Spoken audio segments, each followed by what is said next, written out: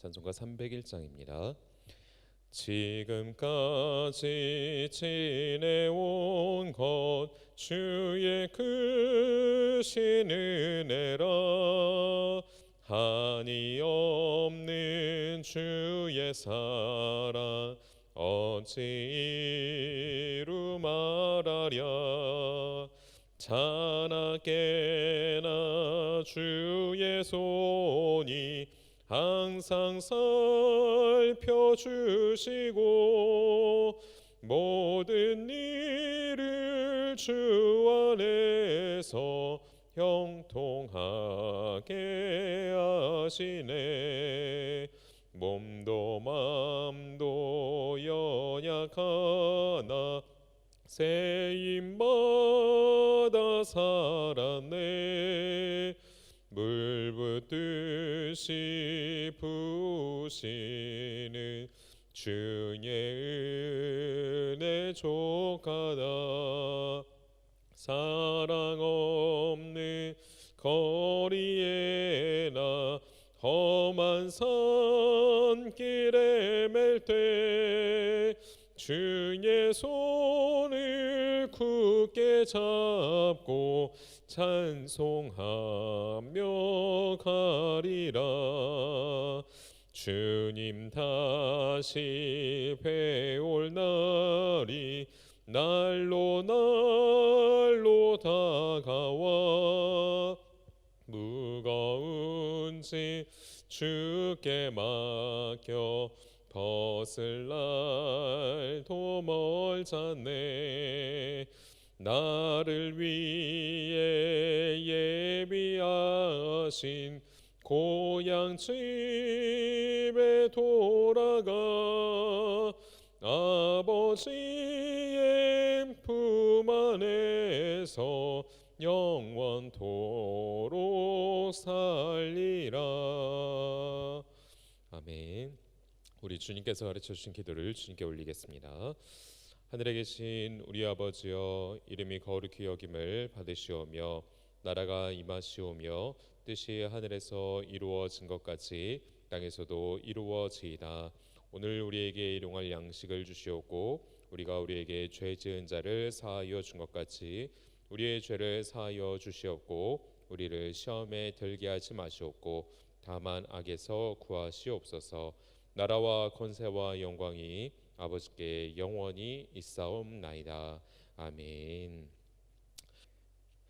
오늘 우리에게 주실 하나님의 말씀은 에스겔서 32장 1절부터 10절까지의 말씀입니다. 에스겔서 32장 1절부터 10절까지의 말씀입니다. 말씀을 봉독해 올립니다.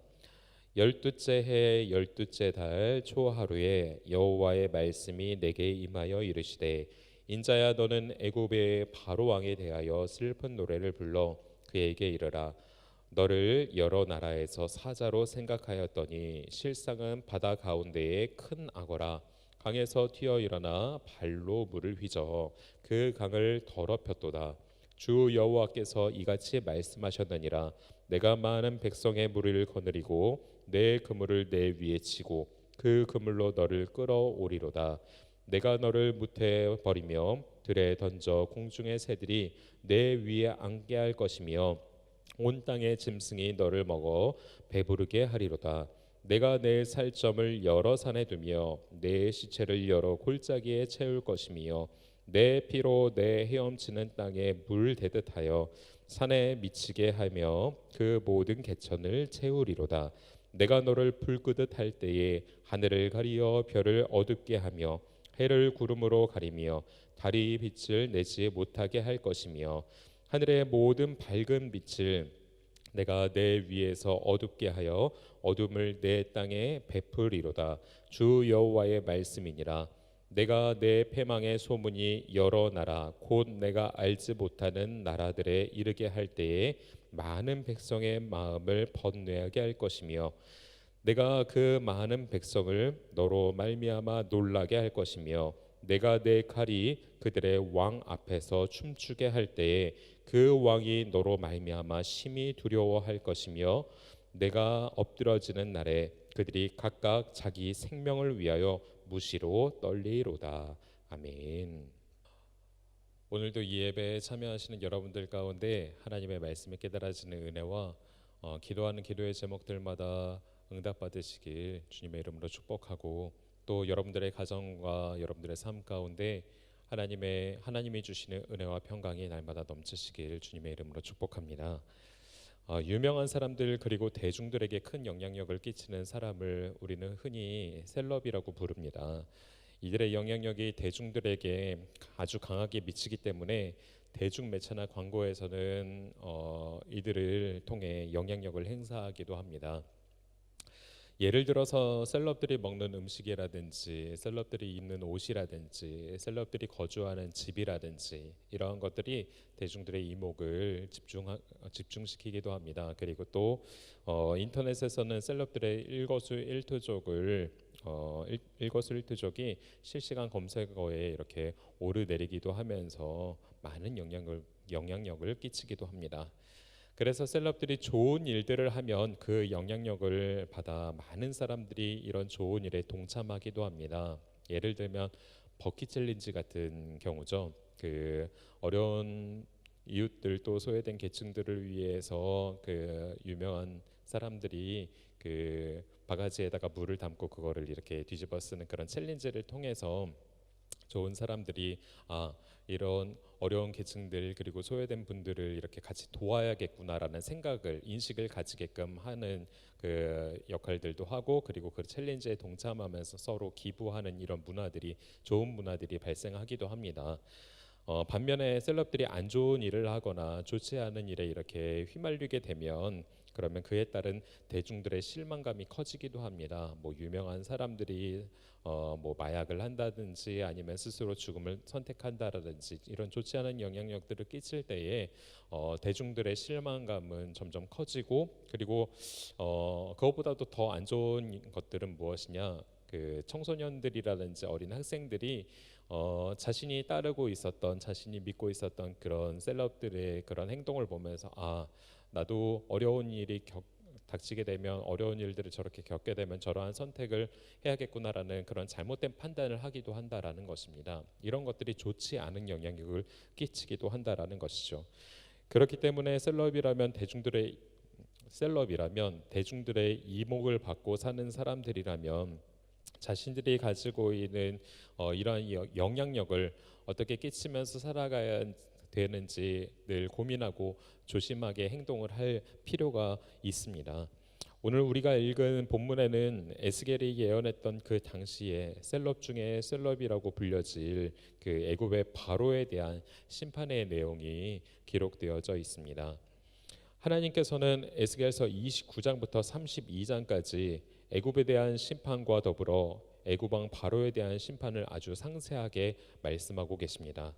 남유다 주변국들에 대한 하나님의 심판이 25장부터 32장까지 이어지는데, 어제 새벽의 말씀을 통해서도 여러분들께서 들으셨겠지만 25장부터 32장까지 남유다 주변국들에 대한 하나님의 심판이 이루어지고 있는데, 그중 절반 이상이 애굽에 대한 심판으로 기록된 것은 그 당시에 애굽의 영향력이 얼마나 강했는지를 말해주는 것과 더불어서 하나님께서 분명히 이 심판의 과정에서 우리에게 주시는 메시지가 있다라는 것을 여러분들은 깨달으셔야 됩니다.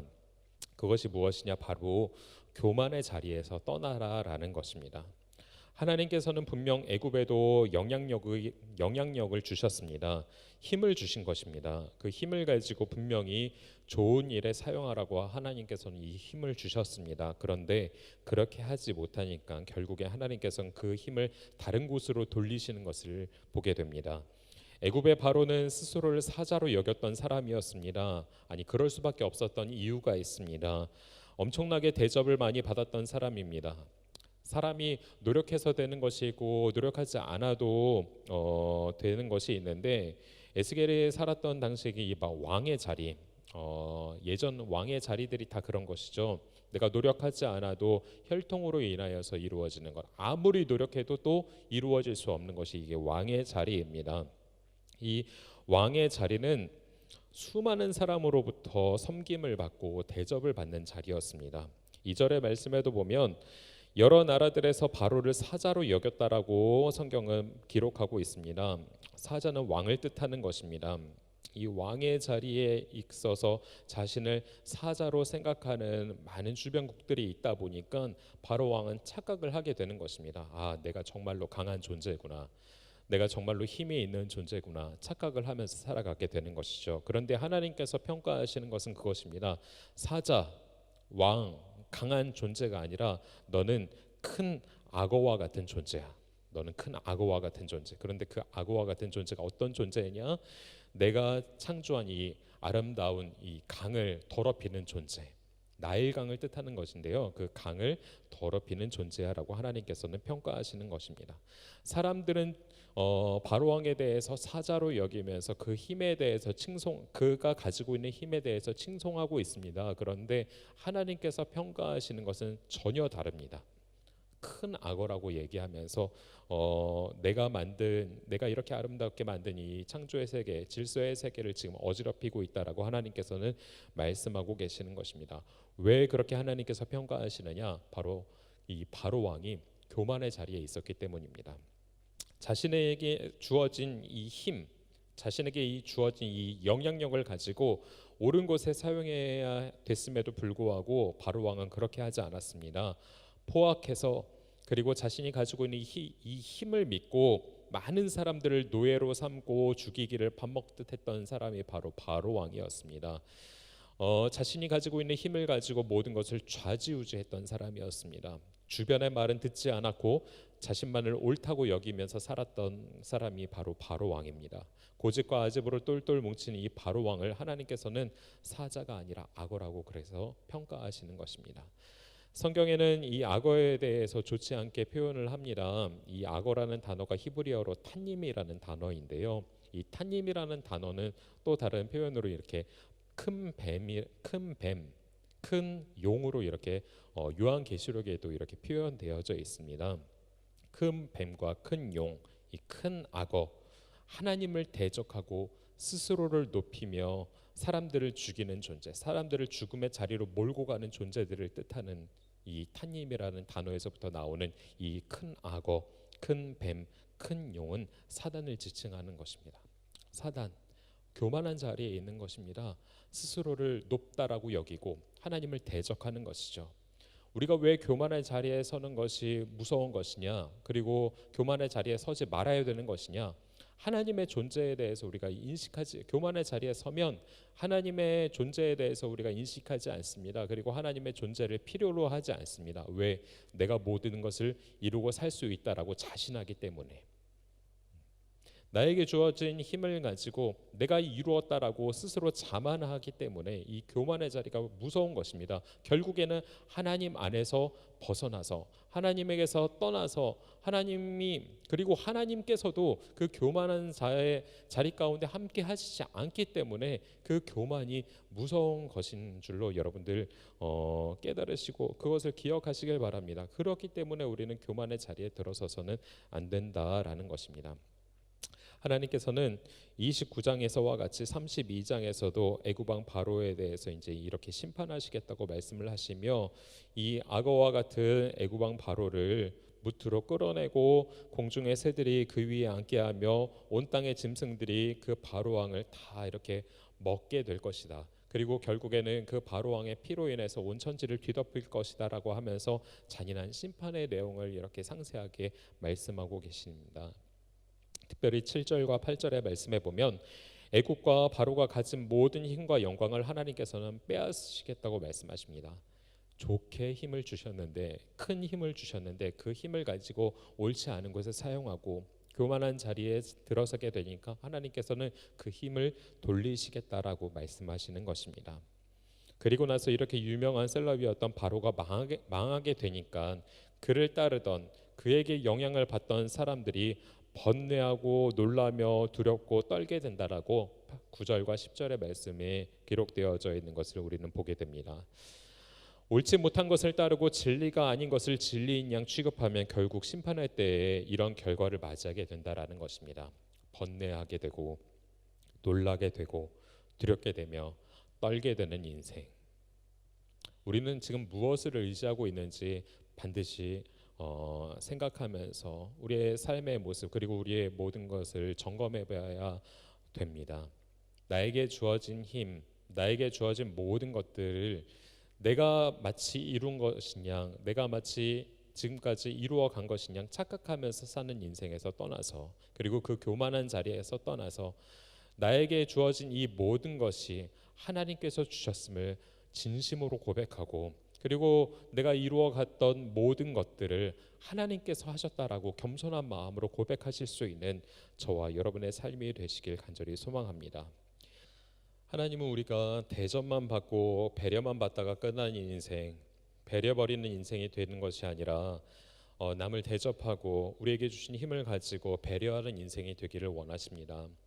힘을 가지고 있어서 엉뚱한 곳에 쓰는 인생이 되는 것이 아니라 그 힘을 가지고 옳은 곳에 쓰는 인생이 되기를 원하십니다. 그리고 나서 모든 사람들이 우리를 주목할 때에 이것은 내가 한 것이 아니라 하나님께서 하셨다라고 진심으로 고백하고 하나님께 영광을 돌리는 인생이 되기를 원하십니다. 여러분, 우리가 앞에서도 지금까지 지내온 것이라는 찬양을 불렀듯이 지금까지 지내온 것 모두 하나님의 은혜인 줄로 믿습니다. 그리고 지금까지 내가 이룬 모든 것들 내가 한 것이 아니라 하나님께서 하셨습니다. 여러분, 그 믿음의 고백이 온전히 여러분과 여러분의 삶 가운데 계속해서 이어지기를 간절히 소망하고, 교만의 자리에 들어서는 것이 아니라 늘 겸손한 자리에서 하나님을 높이며 하나님 앞에 영광 돌리실 수 있는, 그래서 심판의 때에 두렵고 또 놀라고 번뇌하고 떨게 되는 인생이 아니라 하나님께로부터 칭찬받는 복된 인생이 되시길, 복된 자리에 서시길 주님의 이름으로 축복합니다. 우리 기도하시겠습니다. 하나님, 교만의 자리에 들어서지 않도록 내가 이루었다, 내가 이 모든 것을 행했다라고 하는 그 잘못된 고백이 우리의 삶 가운데서 다 떨어져 나아갈 수 있도록 하나님 우리를 붙잡아 주시옵소서. 내 마음 가운데에, 내 중심 가운데에 온전히 하나님을 향한 갈망과 하나님을 향한 필요로 가득 찰 수 있도록 인도하여 주시고, 늘 겸손함 가운데에 하나님께서 주신 것을 감사함으로 여기며 또한 그것들을 이웃들에게 나누며 또한 그것들을 가지고 있지 못한 사람들에게 같이 나누면서 좋은 영향력들을 끼치고 또한 받을 수 있는 우리 모든 성도들의 삶이 될 수 있도록 인도하여 주시옵소서. 하나님은 모두가 살기를 원하시는데 하나님, 나 혼자 잘 먹고 잘 살기를 원하지는 않았는지, 그리고 나 혼자 모든 것을 누리려고만 하지는 않았는지 이 시간 회개하며 나아갑니다. 하나님, 용서하여 주시고 우리에게 베풀어 주신 모든 것을 나누면서 우리 모두가 함께 사는 복된 삶, 그래서 이 땅과 이 나라 가운데에 온전한 하나님의 평화가 넘쳐날 수 있는, 화목해 하신 하나님의 은혜가 넘쳐날 수 있는 은혜가 있게 하여 주시옵소서.